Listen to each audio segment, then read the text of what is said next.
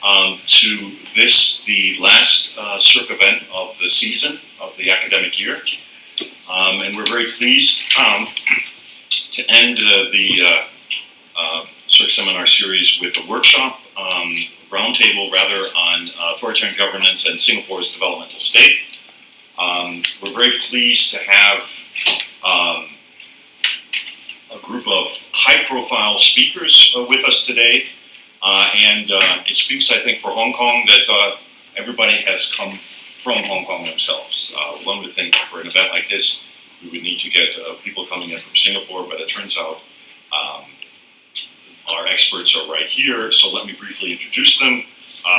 Immediately to my right is Donald Lowe, and as you'll see from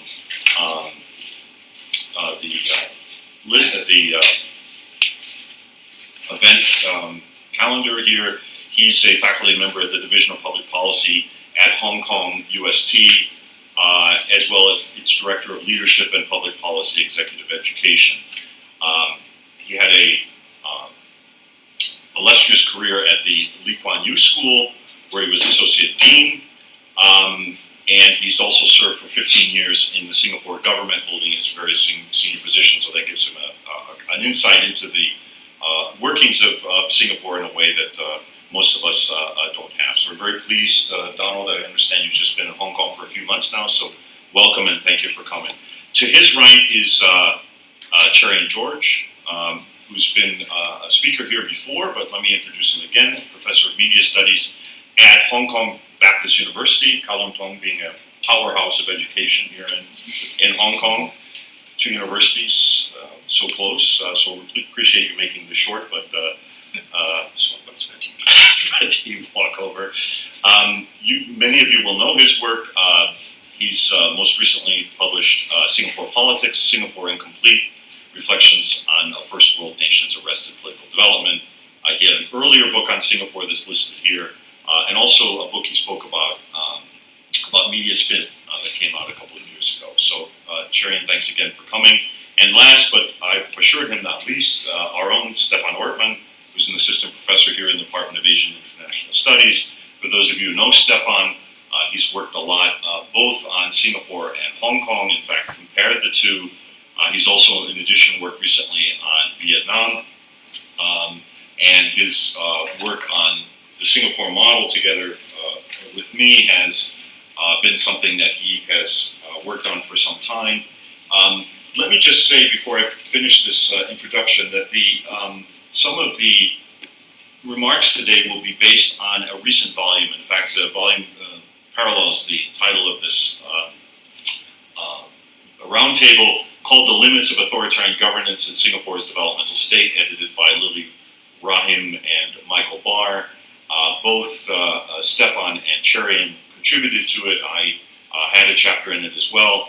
This may be a volume of interest to some of you as it covers a lot of the issues we're discussing today, and I think the remarks of Stephan and Cherian may draw on those chapters.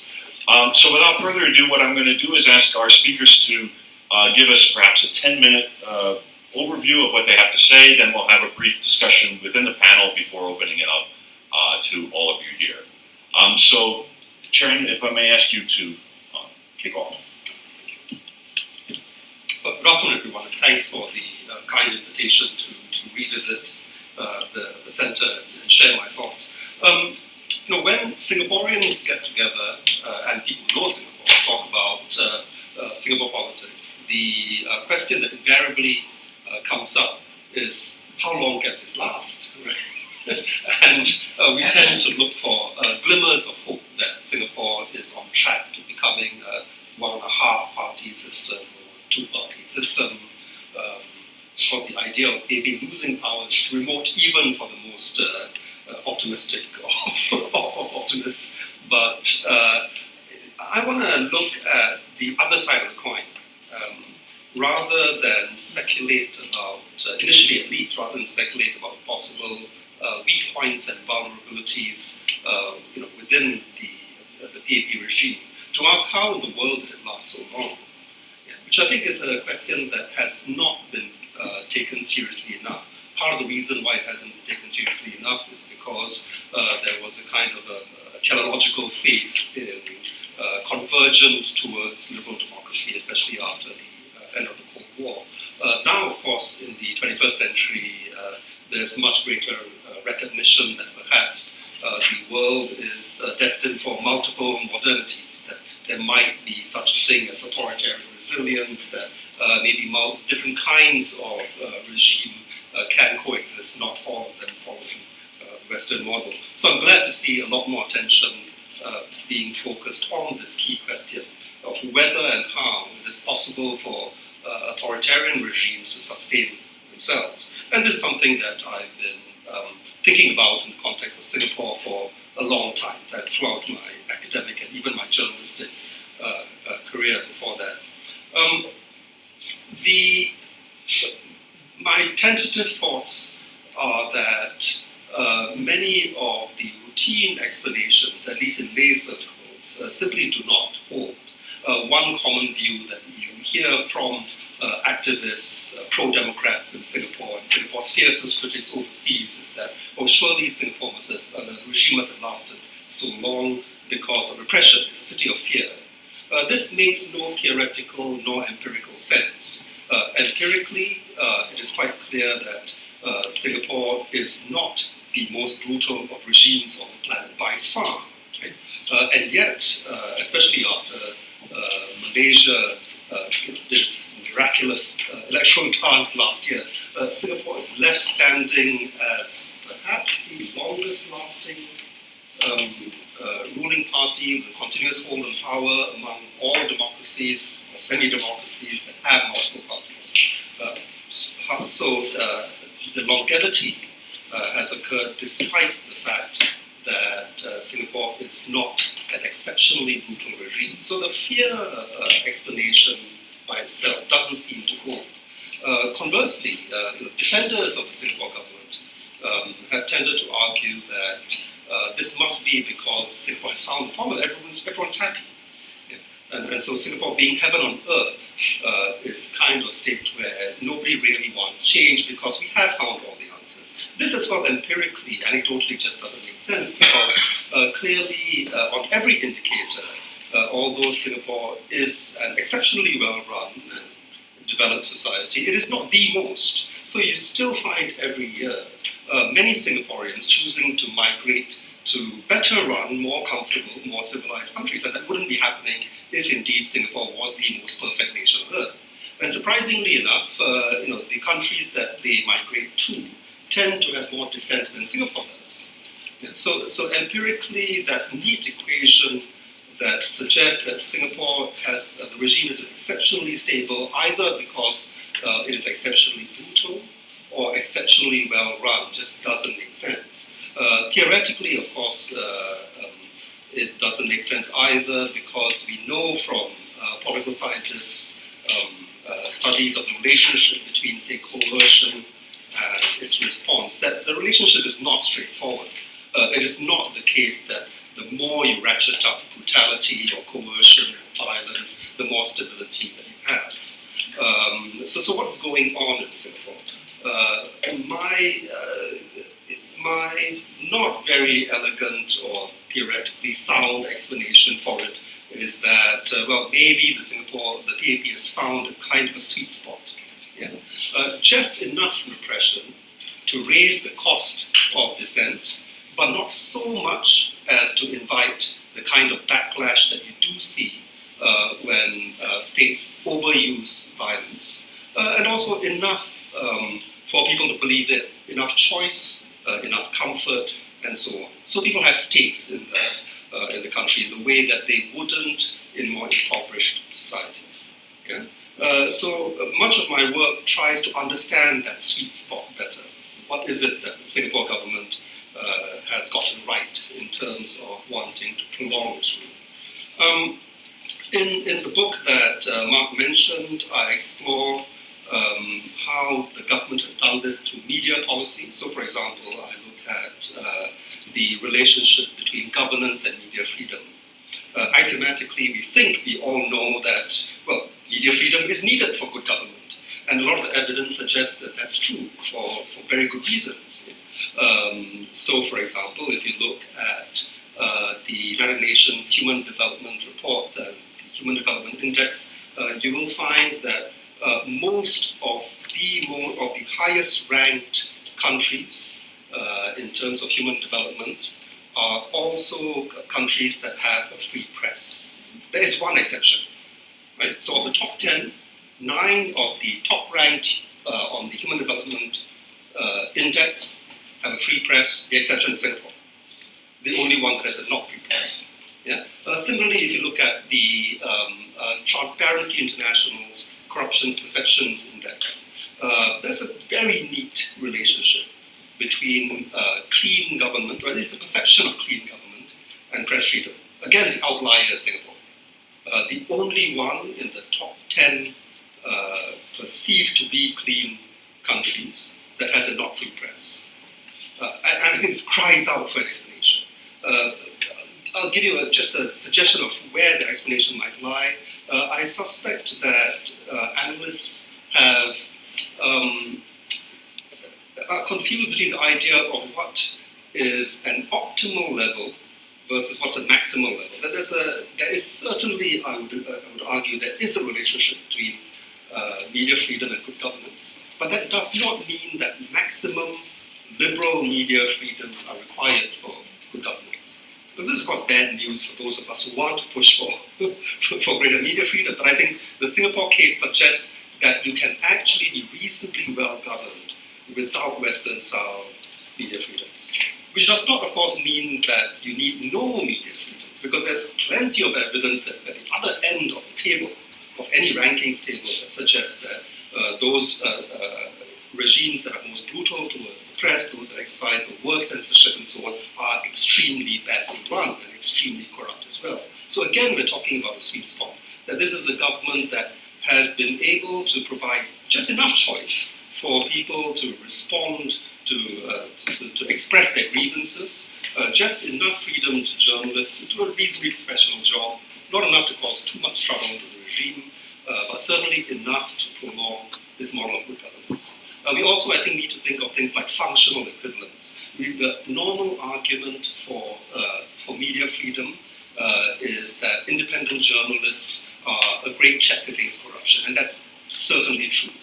But perhaps Singapore has found a functional equivalent in the form of strong, reasonably independent internal corruption police in the form of the CPIB, which in a way negates the need for investigative journalism. And that, again, I think is one of the lessons we get from Singapore. So that's where I am heading with this argument, that if we think in terms of the sweet spot that Singapore has managed to find, we come to understand better the relationship between, say, media freedom, democracy, governance, and so on.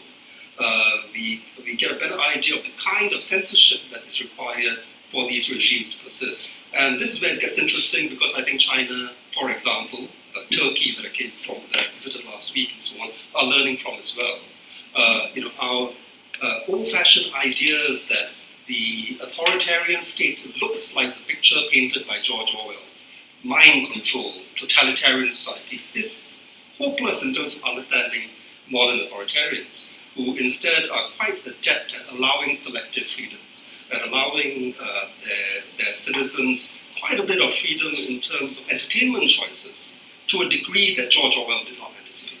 Right? George Orwell believed that it had to be total mind control in kind of caricature of the Maoist and Stalinist model. That's not how Singapore operates, that's not how authoritarian societies operate. I'll leave it as that and continue the discussion. Thanks very much, Cherian, for those insightful comments. I think this idea of Singapore as I think the term that you coined, or one of the were the first to use, 15 years ago perhaps, was soft authoritarianism. But in my own work, it's this sort of standalone authoritarian modernism of Singapore that's so fascinating. Although, as you say, a lot of people are copying it. I think that gives us a very interesting question to pursue in the further discussion.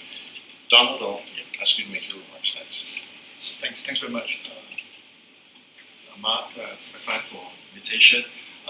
Cherian and I didn't coordinate our talks, but there's a great deal of parallels in similarities. So the authoritarian resilience that Cherian talked about really poses a problem for those of us who work on modernization theory, and for those of us in Singapore, the liberals and progressives who think that at some stage Singapore will democratize.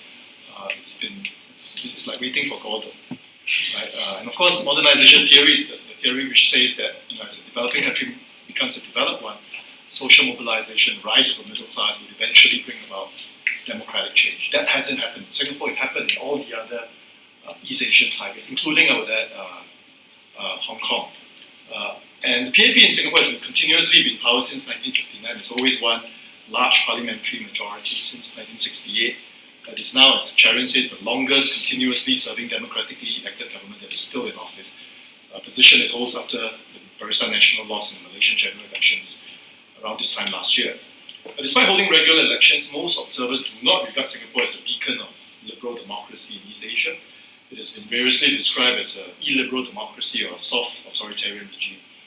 Singapore always ranks very highly in the World Bank's annual worldwide governance indicators in 5 of the 6 categories. Those categories are government effectiveness, regulatory quality, control of corruption, political stability and absence of violence, and the rule of law. But in the 6th category, voice and accountability ranked a dismal 41st percentile in 2017. In other words, nearly 60% of countries around the world are ranked above Singapore in this category called voice and accountability. By 1990, the year that Lee Kuan Yew stepped down as Prime Minister, Singapore's GDP per capita in PPP terms was just over $22,000, well above the level that economists normally set as a threshold for being a high-income country. One might have predicted then, in 1990, when Goh Chok Tong became Prime Minister, that Singapore was on the cusp of democratic change. At about the same time that South Korea and Taiwan were starting their journeys towards being thriving multi-party democracies, in which changes of political power occur through peaceful democratic means. That didn't happen in Singapore. Nearly 30 years later, since 1990, Singapore's GDP per capita in PPP terms is well over 90,000, one of the highest in the world, far higher than South Korea, Taiwan, and Hong Kong. And yet Singapore remains as, if not more authoritarian as ever. The instruments of state coercion have not changed. In fact, they've become more refined, more sophisticated, more subtle. The fundamentally authoritarian character of the PAP has remained quite constant in the last 30 years, even if the PAP today is more attuned and more sensitive to societal demands for equality and deals less harshly with political opponents and critics. So why has Singapore confounded modernization theory? Why has authoritarianism been such an enduring, even sustainable feature of the PAP state in Singapore? I would like to suggest 3 reasons, and these very much parallel those raised by Cherian. The first is that authoritarianism in Singapore has always been an essential feature of Singapore's developmental state. Singaporeans, I would contend, accepted and continue mostly to accept the authoritarian methods of the PAP. They see it as a prerequisite of Singapore's economic growth and even a necessary price to pay for Singapore's development, prosperity, and stability. In short, the PAP's authoritarianism rests on Singaporeans' acceptance of the promise of competence and performance from a technocratic and competent developmental state. Second, the efforts. Let me jump back a little. Second, the participation of the middle class, which is the key actor in modernization theory. The participation of the middle class in politics was always highly circumscribed since Singapore's independence, unless it was under the auspices of the PAP. The middle class was effectively prevented from mobilizing and organizing politically, whether they were church social workers, professional groups such as the Law Society, journalists, academics, or what we might call civil society. State surveillance and sometimes outright suppression, used judiciously, were highly effective in nipping any of their nascent attempts to engage in the democratic process. Activists were also told that if they wanted to influence political development in Singapore, they had to join a political party, and of course that comes with risks, that comes with costs. Second, the efforts to prevent middle-class liberals and progressives from mobilizing in the first 30 years of Singapore's independence have been complemented by efforts in recent years, in the last 20 years I would say, to mobilize conservative right-wing Singaporeans, what is commonly referred to as the silent majority. In particular, the PAP has begun to tap into and exploit the nationalism and nostalgia of Singaporeans who didn't have the pleasure of living under Lee Kuan Yew's rule. Through intellectuals and social media sites that are sympathetic to the PAP has evoked younger Singaporeans' sense of vulnerability, honed over years of national education, and also their sense of exceptionalism, especially vis-a-vis the rest of the less developed, less well-governed region. Dog whistling has become a common PAP tactic in recent years to mobilize conservative Singaporeans to demonize liberals and liberal critics of the PAP, and to portray them as irresponsible, reckless, unpatriotic, and sometimes in cahoots with foreigners to undermine Singapore. In this respect, the PAP's tactics aren't all that different from those of democratically elected authoritarian populists such as Viktor Orban of Hungary, Erdogan of Turkey, and Putin of Russia. And as with Hungary, Turkey, and Russia, the result in Singapore has been a weakening of already weak societal demands for greater accountability and democratic accountability. The difference, of course, is that the PAP can say still quite legitimately that it is far more competent and far more capable than their authoritarian counterparts in the West. This PAP combination of illiberalism and authoritarianism on the one hand, and high levels of state capacity and governmental competence on the other, is a formidable one. Against the backdrop of the Brexiters' appeal to sovereignty and British exceptionalism, Trump's constant haranguing and belittling of his liberal opponents, Xi Jinping's growing dominance in China, Prime Minister Modi's appeals to ethno-nationalism in India, the PAP's authoritarianism, populism, and nationalist nostalgia of recent years appear normal, even healthy. In other words, the PAP has been one of the main beneficiaries of the normalization of deviant political ideas and behaviors around the world that we have seen in recent years. Third and finally, over the last 3 decades, the PAP state has been quite effective in extending its influence over domains that in other countries would have resisted the ruling party's intrusions more vigorously. While the scope of the Singaporean state in terms of the services or subsidies it provides, the public sector provides, is quite narrow. The scope of the ruling party in terms of the domains where it exercises ideological influence, if not outright control, has become very large indeed in recent years. And the way this ideological control, even if it's not total, is implemented has become far more economically rational in recent decades. Rather than rely on clearly coercive measures, such as the Internal Security Act to lock up critics or opponents, measures which, as Cherian says, would provoke a backlash, would provoke resistance from the population, the PAP state today relies almost entirely on financial incentives to ensure compliance. An economist would say that, I'm an economist by training, an economist would say that authoritarianism in Singapore has become more market-friendly, more market-based, and even incentive-compatible. An economist would also say it has become more efficient. I call this form of authoritarianism market-based authoritarianism, or MBA. Whether it's job security in a government-linked company, prospects of advancement in the civil service, appointment, tenure, or promotion in the university, or the award of scholarships to high school students, these domains have become more politicized in the last decade or so. In recent years, this market-based authoritarianism may be evolving into an even more refined, sophisticated, and subtle form of coercion. In public policy, where I work on, it is no longer fashionable to say that governments should make greater use of financial incentives, taxes, or subsidies to shape people's behaviors. Increasingly, we also suggest the use of nudges, coming from behavioral insights, the use of opt-outs, automatic enrollments, framing the message in particular ways, making desired behaviors more salient, enlisting the help of social norms to bring social pressure to get people to behave or to comply in desired ways, taking advantage of people's tendency to overweight low probabilities, and various other interventions which are inspired by cognitive psychology, social psychology, and by my field, behavioral economics. Along with big data and artificial intelligence, behavioral insights now provide governments with much better tools, far more subtle tools, far less coercive tools to get people complying and behaving the way paternalistic governments would want. It is hardly surprising, therefore, that the Singapore state has taken to big data, AI, and behavioral insights like fish to water. To begin with, they are far more paternalistic than all other liberal democracies. Singaporean society is also unusually accustomed to state paternalism.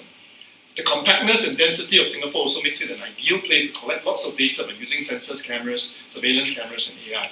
China, of course, is a pioneer in this regard. The social credit system that is rolling out represents a kind of technological and political dystopia that we thought we would see only in an episode of Black Mirror. Behavioral insights are a tool. They are neither good nor bad, but they can be helpful in increasing participation in social programs such as retirement savings and health insurance. But in the wrong hands, behavioral insights, big data, and AI can be used to ensure political compliance and social conformity. Singapore's authoritarianism, I would contend, and its developmental state character strongly suggests that its embrace of these smart nation tools is likely to be quite problematic for civil liberties, quite problematic for democratic change and reform. I would argue that this scenario of an illiberal, technologically enabled and paternalistic authoritarian state that enjoys broad-based support from a nationalistic, culturally and politically conservative society is far more likely than the predictions of modernization theory for Singapore going ahead.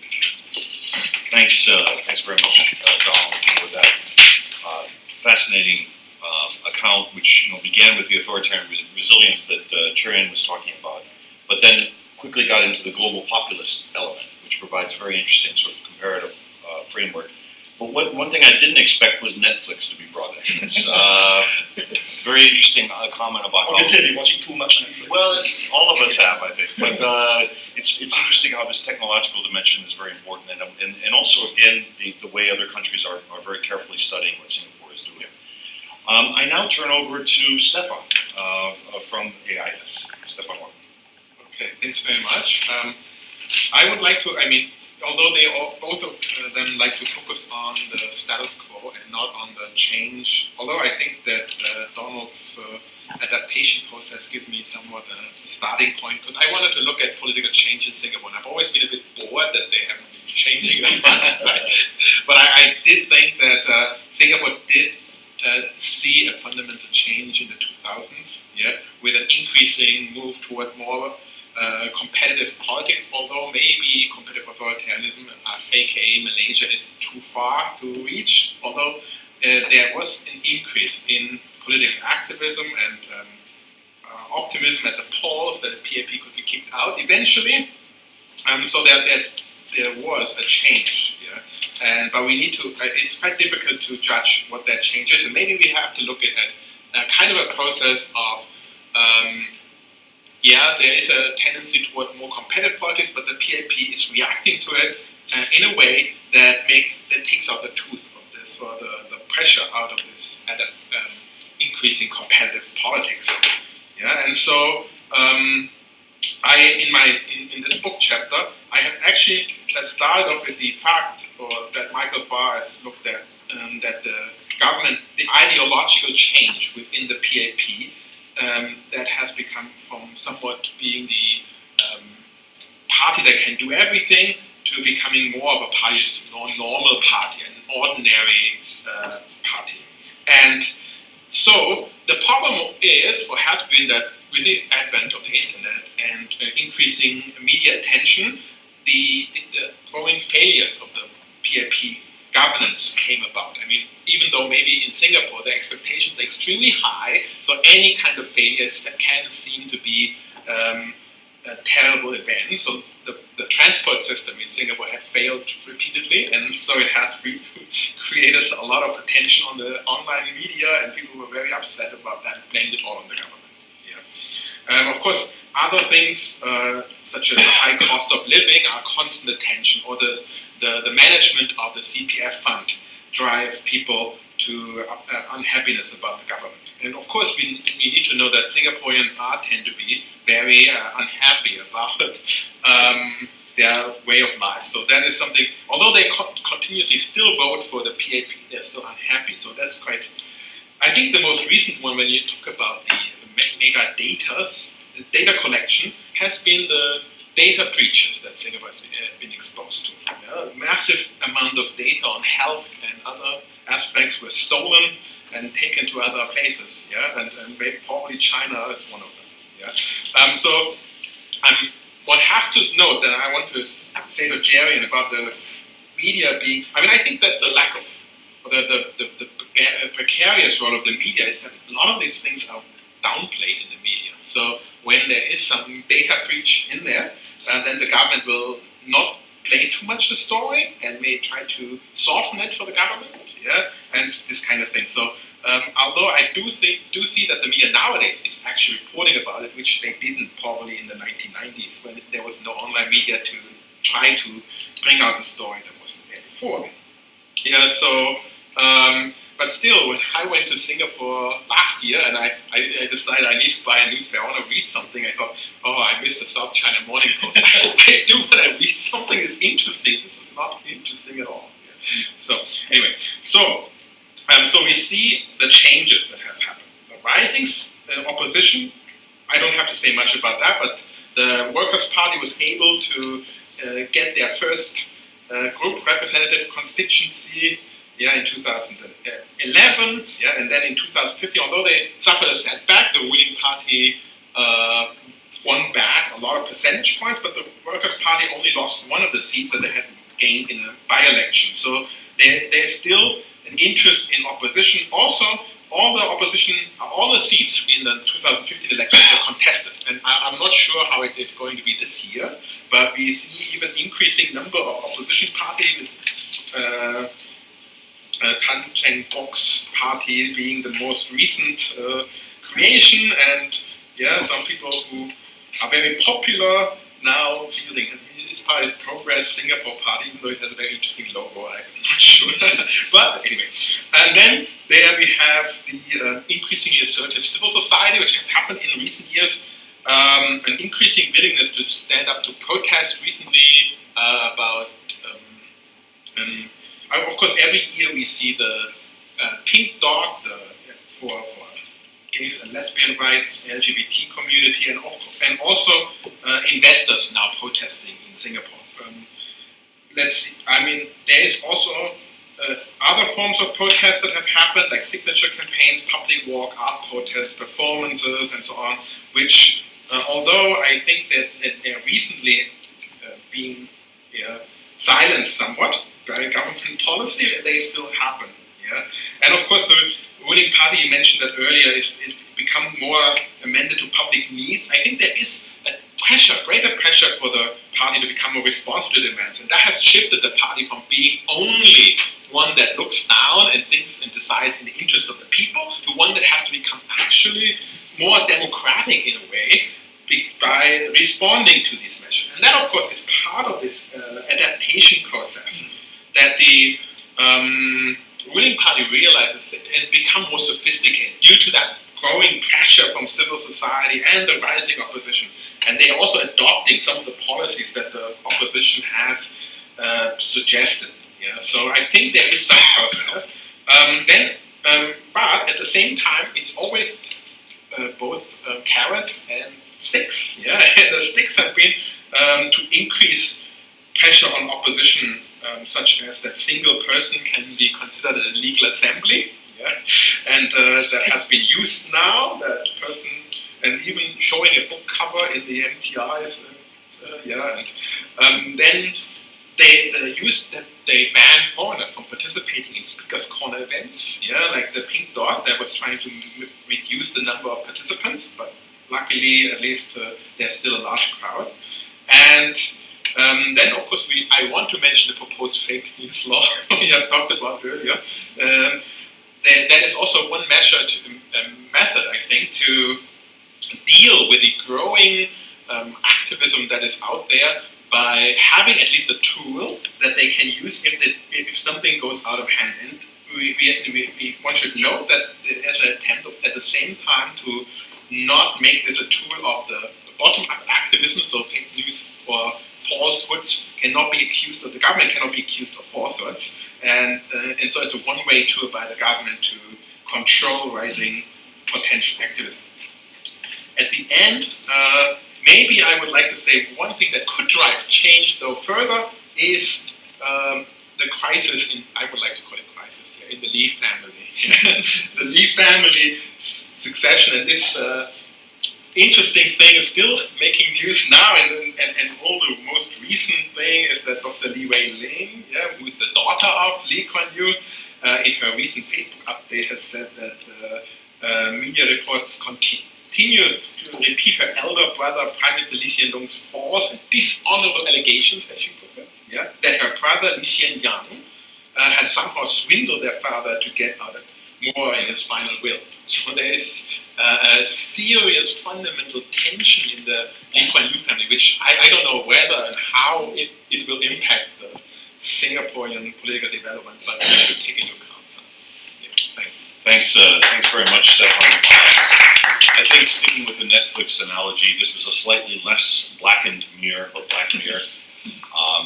I'm tempted also to tell that old Asian values joke about the importance of family in Singapore.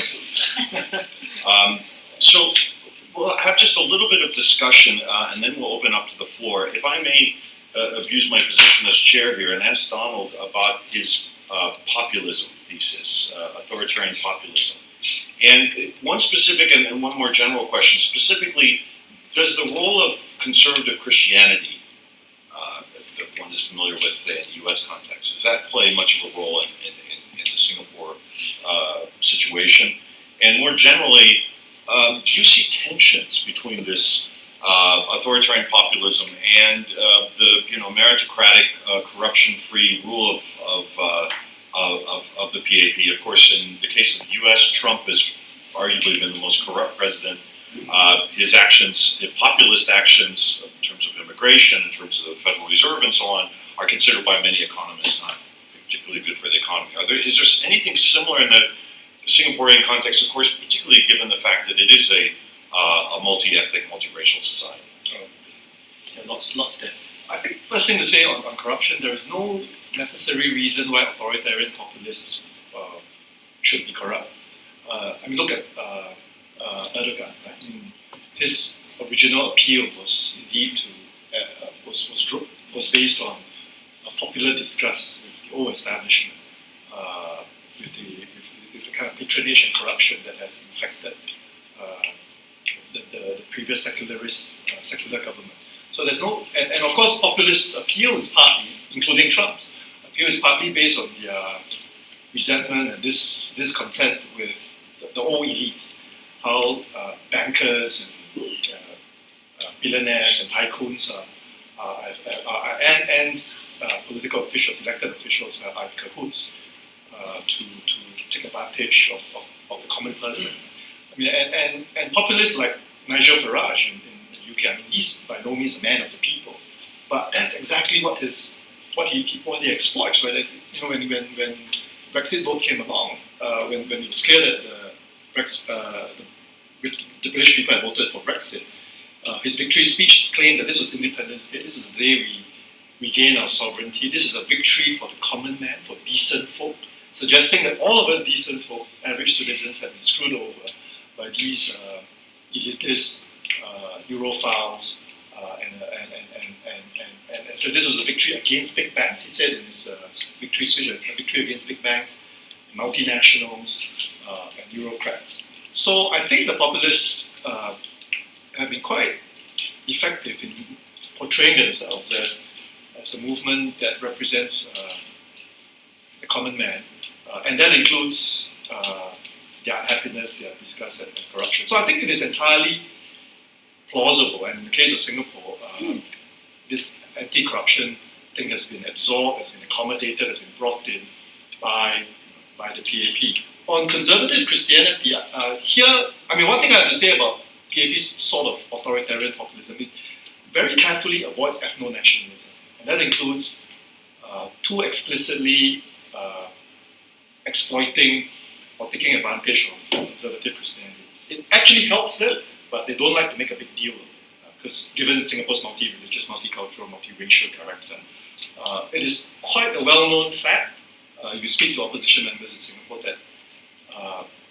that beneath explicit politics, the ruling party actually goes to churches and says, and puts out the rumor that certain opposition candidates or whoever, if they're in power, or if they have a seat in parliament, they might push for abolition of 3778. 3778 is the piece of legislation that criminalizes homosexuality. And that's the kind of cultural wars that Singaporean churches are so eager to wage, right?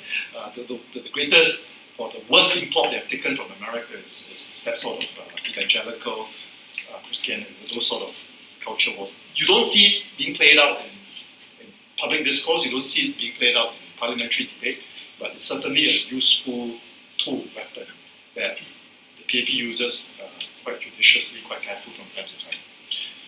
Thanks very much. Can I chip in on the populist point? Because I thought that was a very profound point that you made about how the PAP is in fact a beneficiary of these deviant political ideas. Yeah, like a good student. But it seems like a long-term mistake on their part, yeah? Because while it does benefit from the what do you call it, the normalization of these anti-democratic values that have been sweeping the world, I do think that it is in the wrong position to actually benefit from it if it uses it explicitly. What I mean is that the brand of populism that has been most worrying is this, as you said, is this anti-elite, anti-establishment brand, which of course suits insurgent movements. It suits the genuine outsiders who are trying to break into tired, old, bipartisan political systems and so on. So the Brexiteers, the Breitbarts, and so on. How in the world is it supposed to benefit the PAP when there is nothing more establishment than the PAP, and there is no establishment outside of the PAP? And you actually do see it happening in Singapore, where there are troll armies, for example. And yes, the PAP does employ troll armies. It's one of the least hidden open secrets around. When its troll armies cultivate a kind of irrational politics online, spew nationalist hatred against PAP dissidents and so on, it may work in the short term to push back liberals and government critics.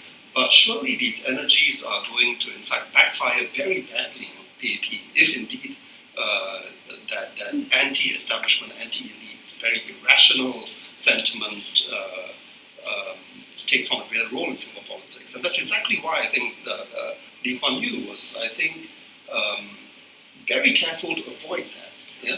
I mean, in a way, those of us who have benefited from seeing the old man in action will remember how boring, deliberately boring many of his speeches were.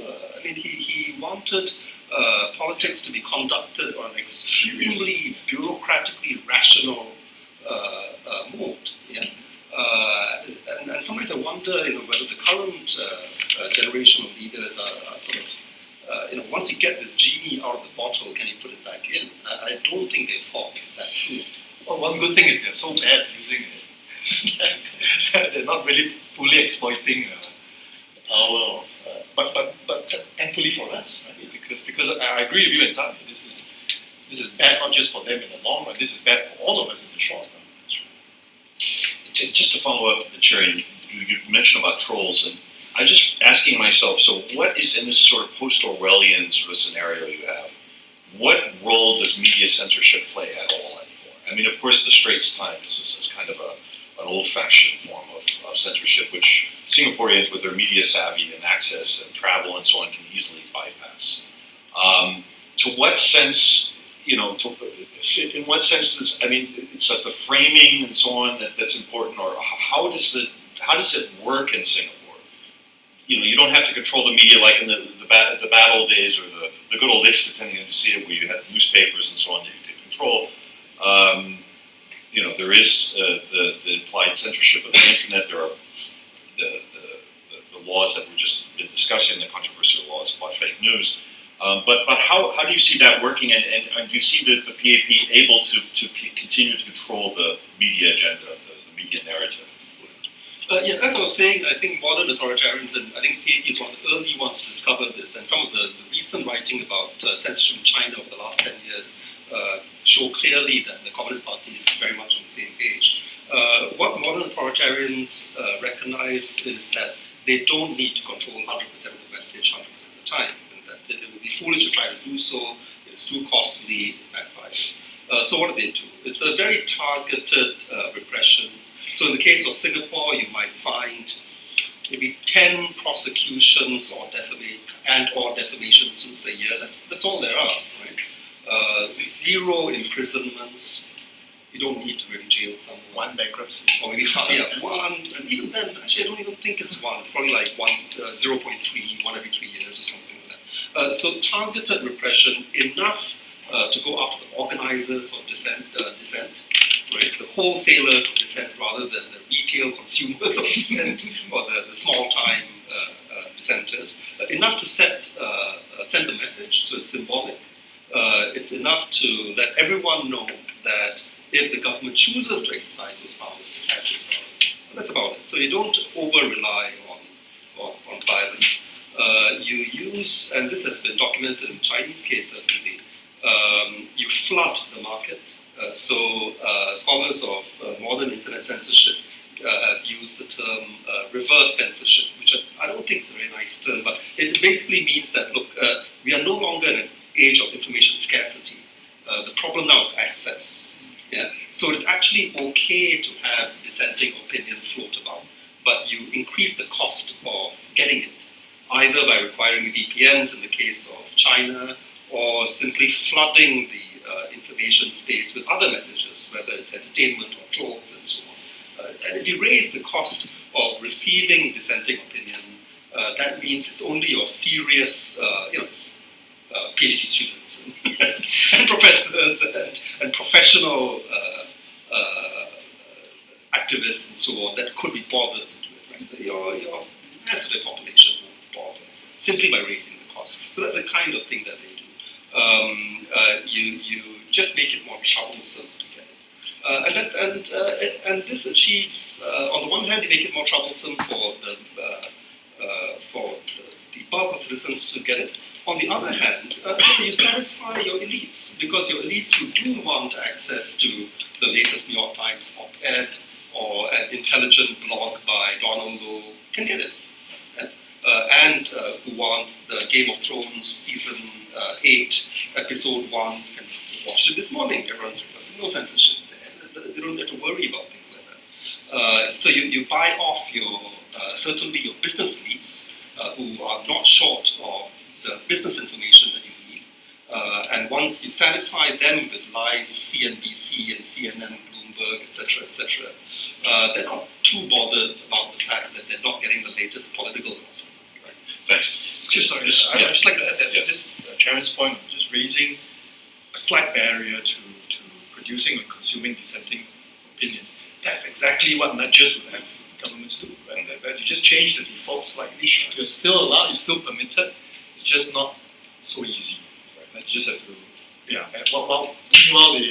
what is default? What is default entertainment? What is default news? Is pro-establishment stuff that do not challenge regime, or purely apolitical. or non-political stuff. Thanks.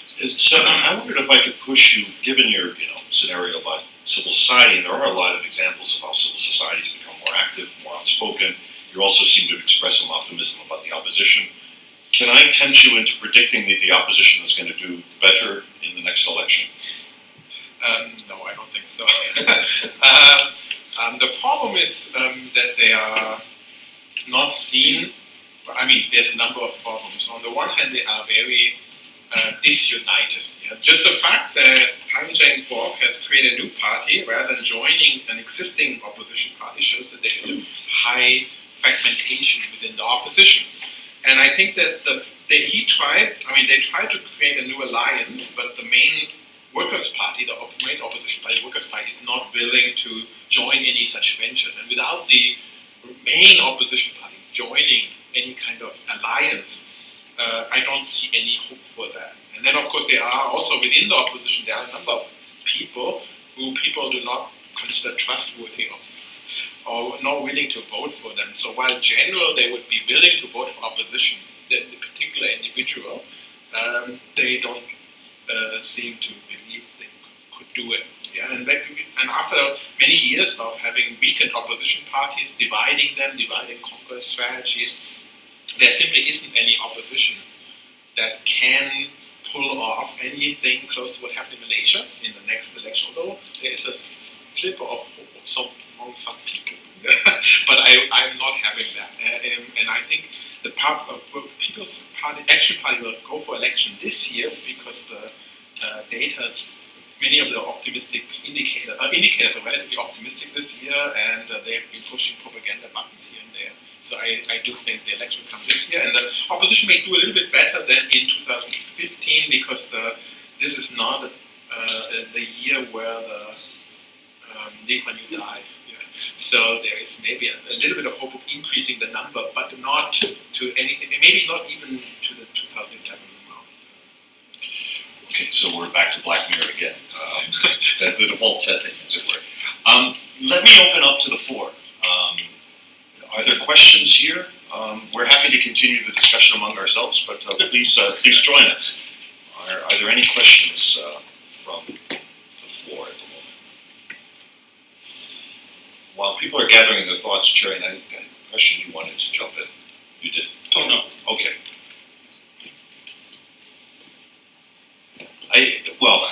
I'll jump in then.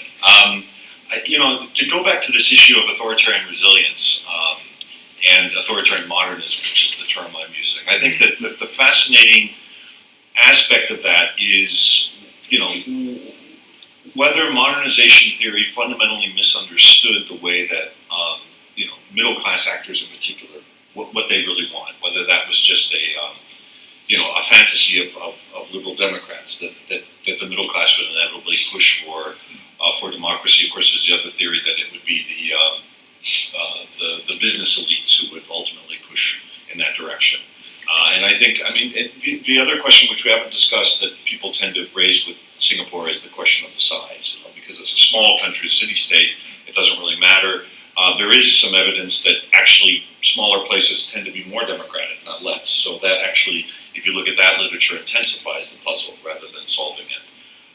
But it does raise questions besides the adeptness of the PAP, its techniques, its ability to use currents in the world, populist currents, also new advances in technology, social media, and so on. But also the willingness of society, in particular, the social forces around the middle class. Now, Stephan, you see some aspects of that. But the question of whether that actually turns into a concerted drive for democratization. Another thing one could say, of course, looking at the literature, is there needs to be some sort of crisis often. And whereas Malaysia had the huge scandal that clearly, 1MDB scandal that clearly set off things, and they had minds here as well. They had, in a sense, the ruling party was defeated by itself. And that's all those kind of factors are missing in the Singaporean context. Right. Further questions? I think this thing about modernization theory and how we need to rethink it in light of what you call. I did have the term authoritarian modernism in my closing remarks. I just didn't use it. So I was going to say that what Singapore shows is that advances in information technology and a more educated and technologically savvy population do not portend a liberal or democratic golden age. And in fact, they may just as well facilitated the rise of an authoritarian modernism. I use the term high modernism, an openness Hungary that is powered by technology and an understanding of how those in power can exploit, accommodate, and control the psychology of the masses. So I think that's kind of a dystopia, in my view, a central scenario for Singapore. But I would like to challenge the idea, and I think modernization theory is a bit more nuanced on that, which is that middle classes are always a force for democratization. Just look at Thailand, right? It's got a very large middle class now, but the middle class is essentially a force for against democratization, a force against giving power or sharing power with the rural masses. I think the question of whether the middle class will be a force for democratization depends on a few other factors. Most crucially, whether you have had development in the broadest sense, right? In the sense that development has lifted everybody across the board, and you don't have sharp divides between an urban elite and a rural poor, which is exactly what you see in Thailand. And the fact that the Bangkok middle classes are against democratization, or against democracy more generally, is the fear that if they did have genuine democracy, the rural poor, the peasants, would gain power at their expense. Yeah, and it's interesting you raise the Thai case, because then, in the most recent elections, we don't know the results yet, but this Future Forward Party has a middle class base, and they seem to have rallied support in Bangkok itself to some extent against military rule. So, right. But then again, it was the excesses of military rule. It was the lack of strong economic growth over the last few years, the sense that the government wasn't particularly competent. All those things are things that the PAP has been effective in in the opposite, that we're civilian, we're a competent party government with technocrats who know how to solve the problems. That's something that the Thai military has failed at, clearly. And same with Erdogan's turn. Right. One thing Erdogan's populism clearly cannot appeal to is basic state competence. They've truly messed up in the last few years. I think that when you talk about the middle class, I don't think you can see that as an actor. Right? It's always in every society, I think a small group of people are politically active, not the majority. And those people who are politically active and those are pushing for democracy usually come from the middle class. So but there are also people within the middle class who are supporters of the regime. So and then the game comes between their position and how they can advance their own interests within that section. But I think middle class as an actor doesn't exist. Most people are politically apathetic. Yeah, and I think that's the question always raised in the Hong Kong context. Why are so many people not participating, whatever? Because most people don't. Yeah, they want to live their lives. Yeah, and so, but look at all the activists that are on the street protesting. Are these the workers? No. Are these the capitalists, the rich? Yeah, also no. It's the middle class. Yeah, and this is the same in Singapore. All those people who pushing for human rights and democracy, all come from the middle class. Yeah. So it is. I think, and then depends on what you already talked about. Yeah, whether there's a crisis, or some serious incident that can be used as an opportunity, perhaps, to capitalize on. I think the opposition is always trying to use some aspects in Singapore that could be an opportunity, but none of them has risen to such a significance that it has led to any change. It's right in the very back.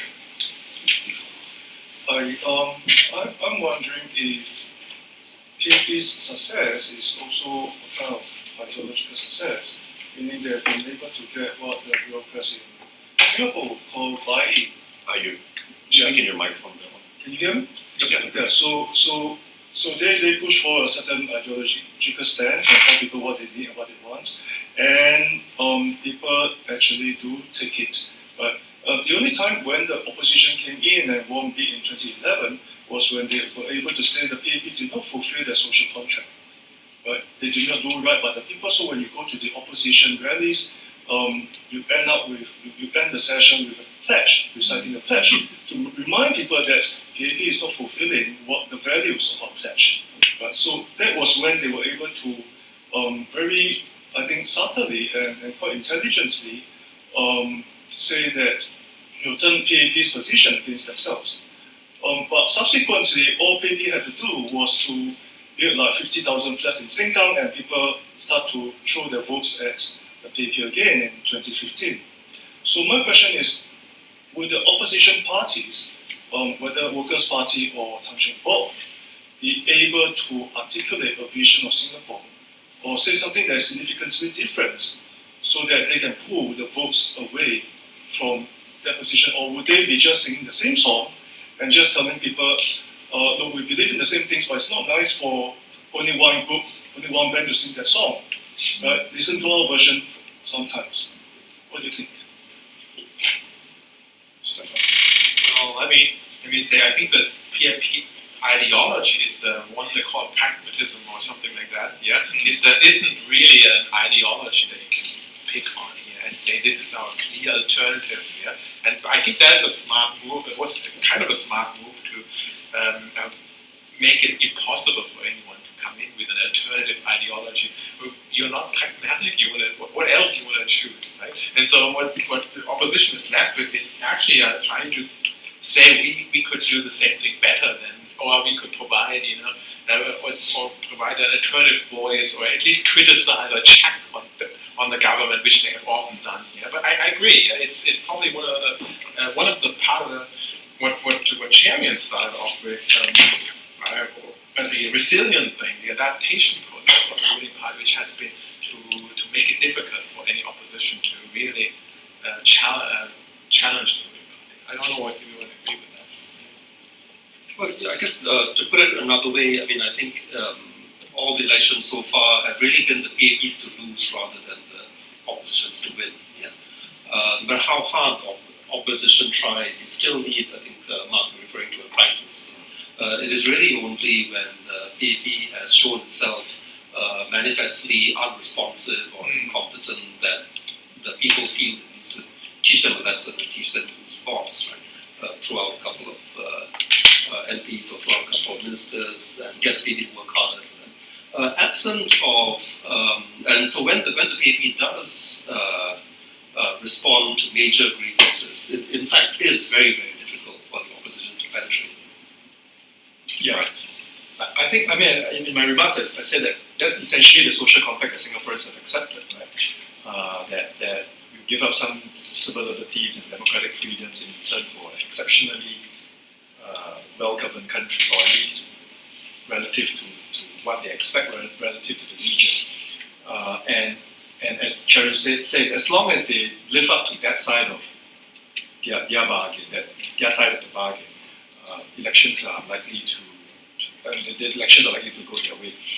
What is happening though is there are elements of the Singapore success story that are being increasingly challenged.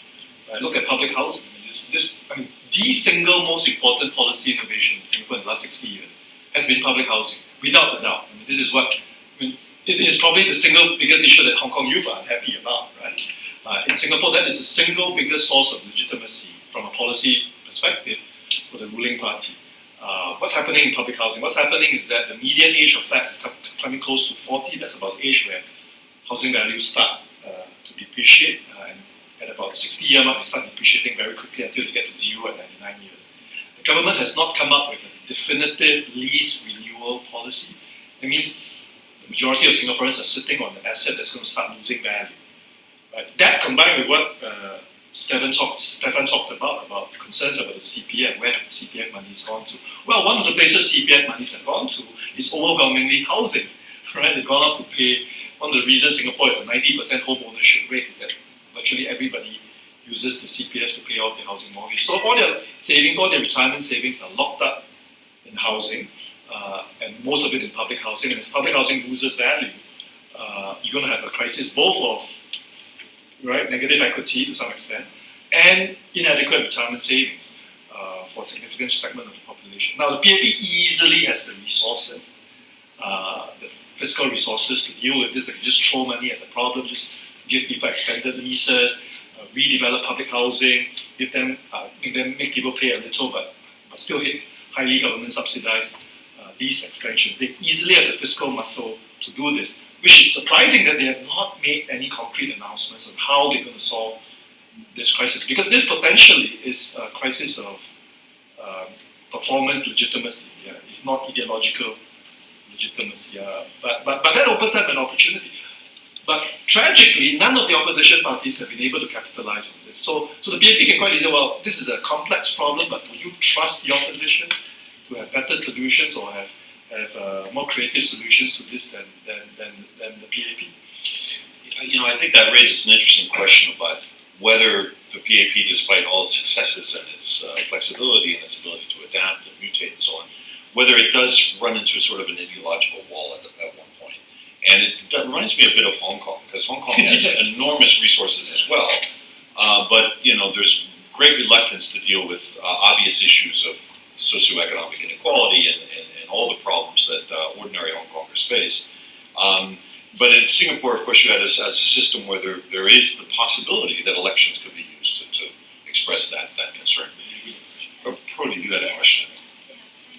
I just want to ask questions that it's about Mr. Rogic talk about the reverse censorship of the media. I'm thinking it means, if I figure it right, it means the people who have money, they can have better quality of information, they can sense information and receive better information. Is it kind of what Noel talked about is market space of the authoritarian?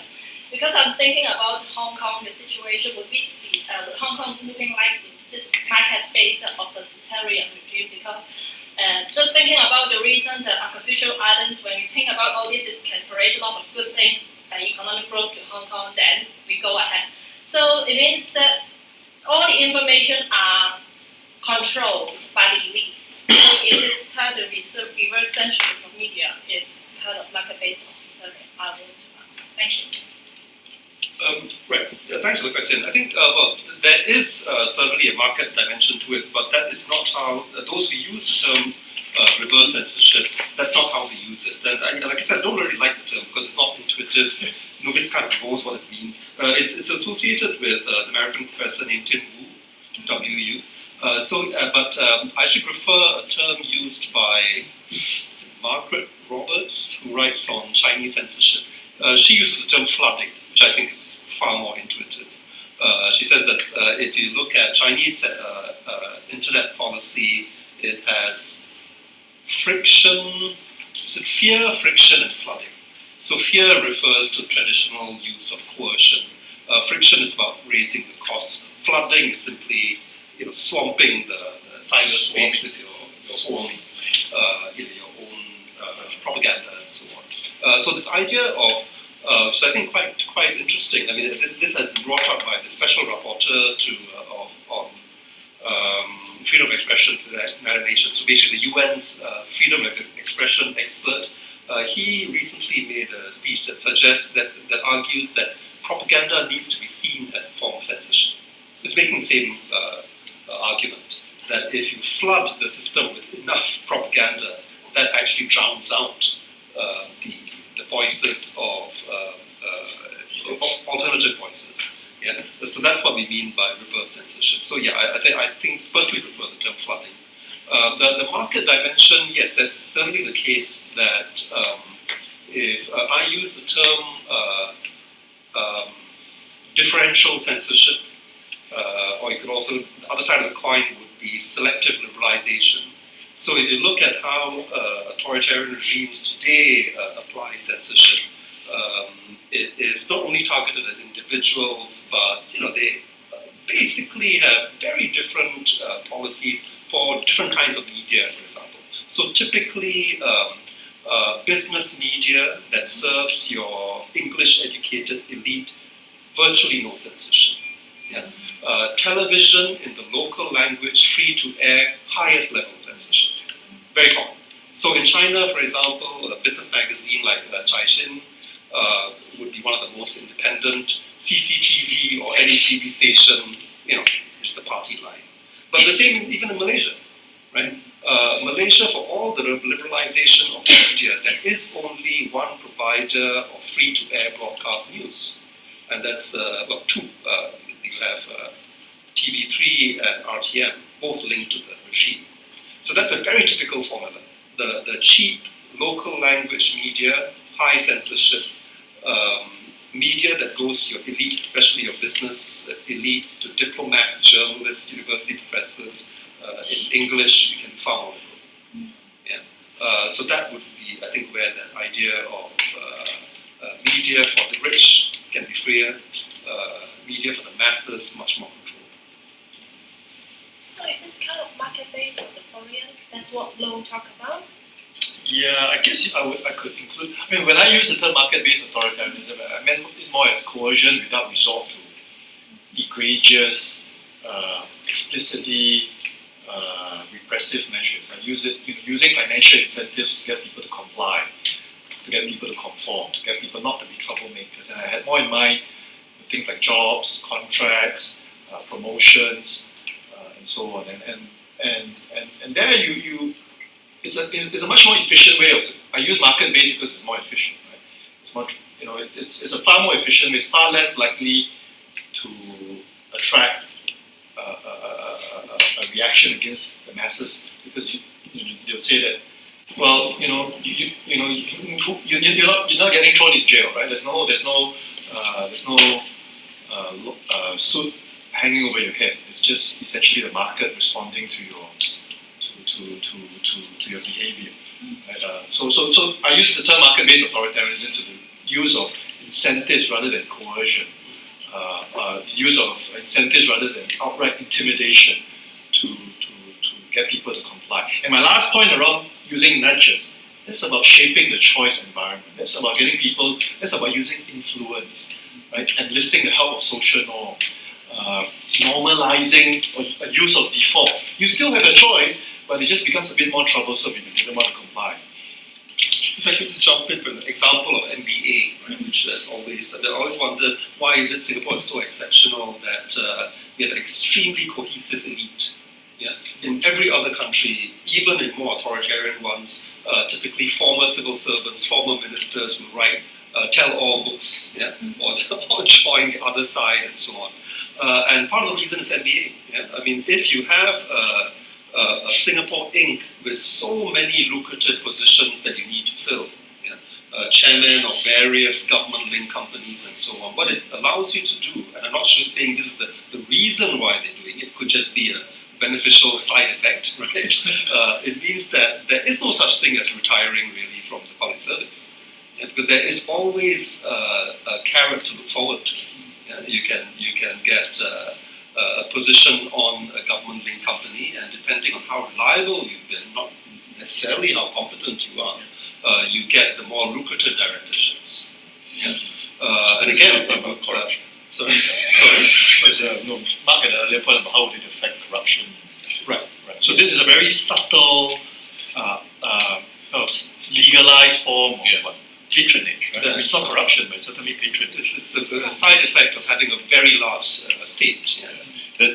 That's the observation of Huntington back in his 68 book about political order, as he said that in advanced societies, patronage gets institutionalized. It's legitimate. It's no longer considered a bad thing, and that's a success of those kind of societies. The comparison with China has come up several times so far, and I'd like to maybe raise that issue. I mean, on the one hand, the issue of China looking at Singapore as a model, that's been the case for a couple of decades now. That's declining as the China dream becomes more important, as Singapore has proved itself a bit too independent in foreign policy and so on. But we still see some of these parallels that have come out, particularly in the media. But the thing that strikes me is how difficult it is to imitate this very balanced, calibrated coercion kind of model that Singapore has developed. Because clearly China has become more repressive. And China has not really been able to follow the soft authoritarian model of Singapore. Again, the question is this because Singapore is small, because it's, the PAP is unusually gifted in its control of ways of controlling society. But it is striking that although China has developed some very innovative technological means to control society, they also resorted more to outright repression, closing churches, throwing opposition lawyers in jail, and so on. So I think that does point again to the exceptionalism of the Singaporean case. Even these other authoritarian populist regimes. I mean, surely Putin's regime is much more crude than Singapore. Oppositionists do disappear. Even if they have gone abroad, they wind up finding themselves poisoned and so on. So it's a very different kind of world where it doesn't also attract this kind of high-profile international condemnation. Critical journalists don't find themselves invited to the consulate and end up chopped up, right? So it is striking how this careful calibration, this balancing act has been so successful in Singapore. It seems so difficult to imitate. I don't know if anybody wants to comment on that or there are further questions. Yeah, I mean that's something that I've written about. Is Singapore's calibrated coercion, although seemingly an extremely powerful model for others to imitate, is it in the end sui generis because Singapore is so exceptional? I think that so one thing that makes it very easy in Singapore is its size, of course, and related to that is the simplicity of its governing structure, right? So no local government, no multiple layers of government. The fact that China, in contrast, is a much more fractured authoritarian system is not a problem we have in Singapore, right? There are no local warlords or whatever you call them, Bolsheviks and so on, right? That could surface in Singapore. That's a big difference. Once you have, it effectively means that a very small group of men and one woman, four people in cabinet, within this very tight establishment, effectively has total say over the entire establishment. Yeah. very different from federal systems and so on. That's one. The second reason, again related to size, is the fact that you have pretty much absolute civilian control over the uniformed services and the means of the ugliest repression. Yeah? Which is crucial, I think, because if you think about the way that violence backfires, it is often unintended. Yeah? So you think about Anwar Ibrahim's black eye, and Mahathir saying later, yeah, it shouldn't have happened. Why in the world did the police chief hit Anwar Ibrahim? Why in the world do occasionally managing riots and so on, the police overplay their hands, again leading to backfire. Yeah? In larger countries, it simply is much harder to make sure that your police and your army actually behave themselves. Yeah? There's much more. It's much more likely that you'll have rogue elements or badly trained officers or ill-disciplined and so on. That it's going to become a big political liability. That's much less likely to happen in Singapore. Please, it's more. Yes, please. Thank you, all of you. And my question is, Use your microphone. and thank you all the panelists. My question is, I'm asking for is how would you comment on the new leadership of Singapore, because Singapore is now undergoing a so-called leadership renewal, that some kind of new minister will coming to power probably after the next elections. So some people will say that the new leaders are not as competent as the current generations, and because as you guys have mentioned, Singapore's government is based on the performance legitimacy. So do you think that the new leaders will continue to have effective leadership in Singapore, or they will create some kind of crisis in the future? Well, Donald knows that best, so you can answer. Well, they all cut from the. I mean, it's a very tried and tested model of leadership succession, right? Almost all of them in the next generation of ministers, almost every one of them came from the administrative service or the military, which is also, I mean, all those generals are also part of the administrative service. So they all cut from the same cloth. So the criticism is not that they are not competent in the technocratic sense. Criticism usually is that they lack diversity, and that they do not represent the increasing diversity and complexity of Singapore society, and they may not have the exposure and the relevant experience to deal with a far more complex and uncertain world.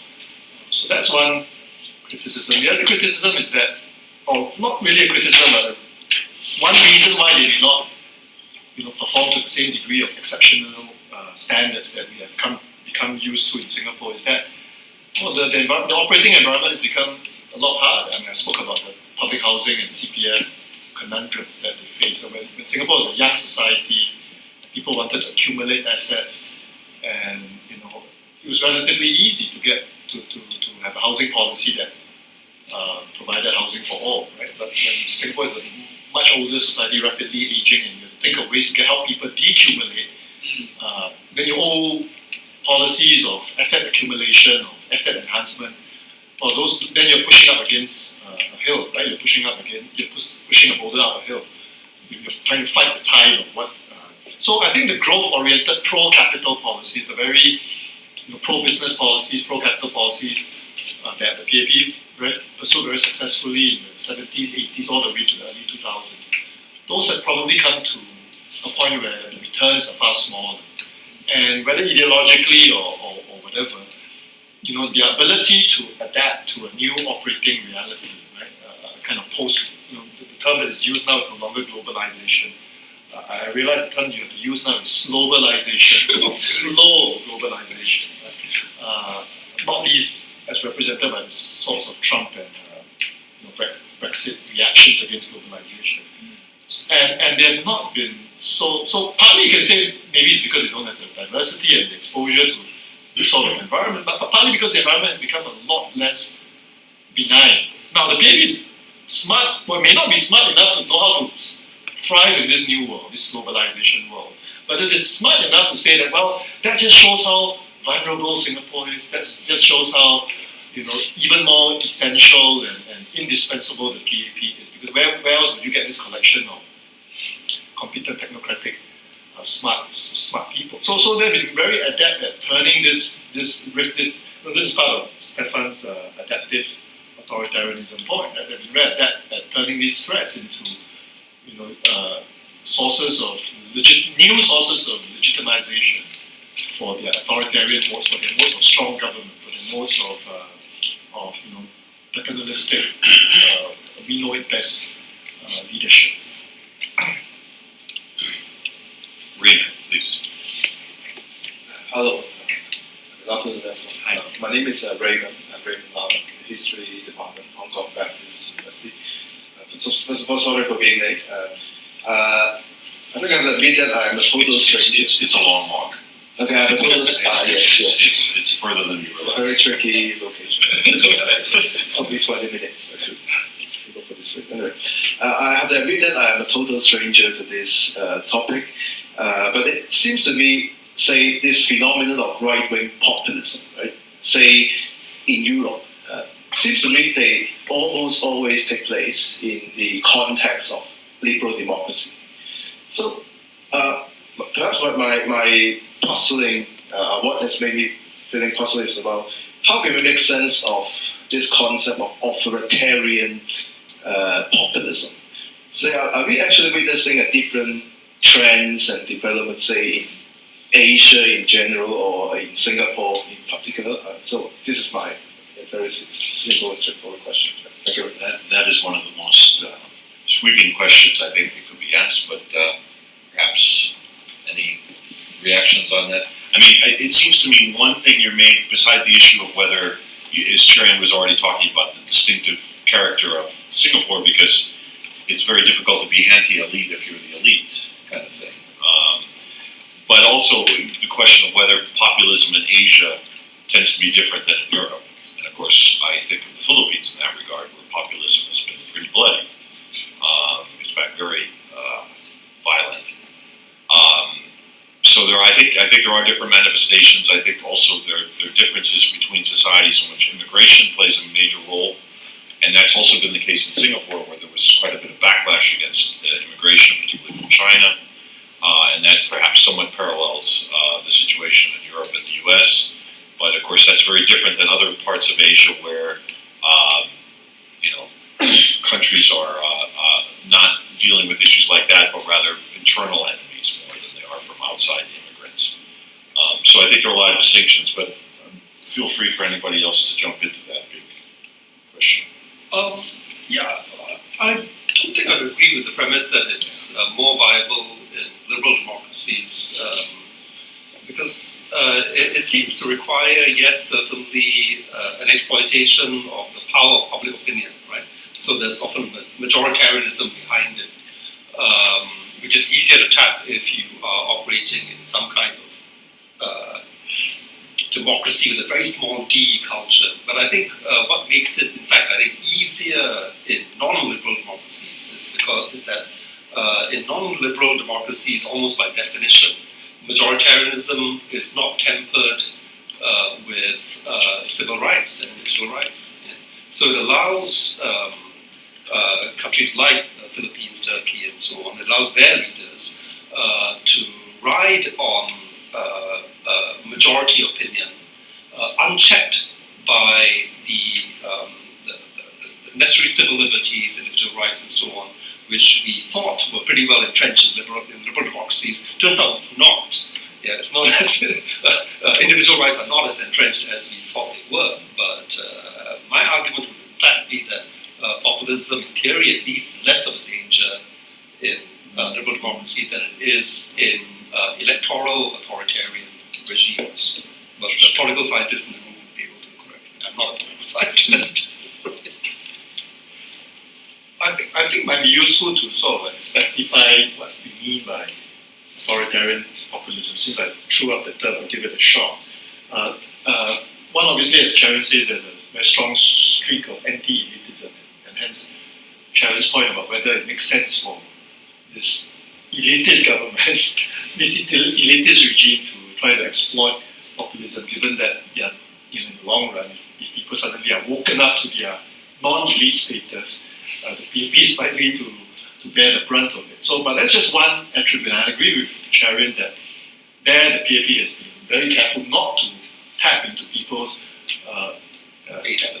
baser anti-elitism instincts. But that's just one attribute. The other attribute is nationalism and nativism. You see it in Trump, you see it in Brexit, you see it in AfD in Germany, you see it in the National Front. Of course, you see it in Russia and Turkey and Modi's India as well. And here the PAP is very careful not to ensure that it doesn't degenerate into a form of ethno-nationalism. Nationalism here is most powerful when used against Malaysia and to some extent larger countries, the US, China.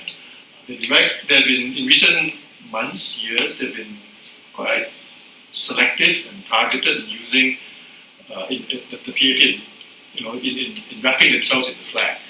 Most recently vis-a-vis Malaysia. And when the news came out that both the port issue, port limits issue, as well as the air landing rights issue was settled, there was hardly any coverage in the media. And there were disagreements with Malaysia. This was played up to the hilt, right, with minister after minister coming out and saying we have to be united, we have to be cohesive, we have to show Malaysia that we cannot be bullied. Well, that is pure nationalism, right? The third is a certain nostalgia for some golden age, that some mythic past in which we were a simpler age, in which the country was prosperous, was stable, and of course 2015 when LKY died was just a year-long veneration of nostalgia. Right? Fourth is an appeal to this unstable, uncertain, complex world. We want to be a beacon of law and order, of stability, and we want to be a place where we feel safe and secure. And this is really an argument against all these liberals who want to liberalize everything, right? Sexual promiscuity, sexual permissiveness, embrace of sexual minorities. And this claim of law and order, of preservation of traditional values, is yet another appeal of the authoritarian populists. And the fifth is what Cherian was mentioning, that hey, we are the majority. Our majority status justifies, right, authoritarian measures, justifies the removal of constraints, of limitations of what people in power can do. And you find it also in Singapore. And we are the majority. This is what we voted. This is what the majority voted for, and the rest we just have to deal with it.